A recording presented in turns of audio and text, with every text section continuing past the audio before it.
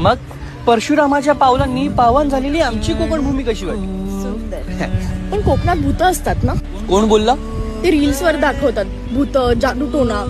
अगं मला सांग, आपण कोकणाला काय म्हणतो? स्वर्ग. मग स्वर्गात कुठून येणार आहेत ग भूत? आणि कोकणात काय आहे यापेक्षा कोकण काय आहे ना हे जाणलं पाहिजे, त्यात मजा आहे. चल. मग इथे कसलीच भीती नाही का?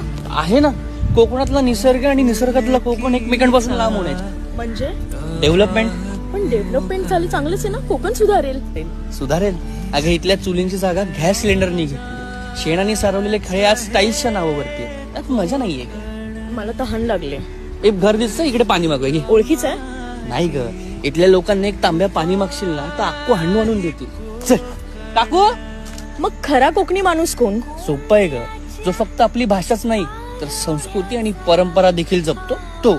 नाहीतर आता पाहिलंच ना कोकण आहे कसं आणि दाखवतात कसं.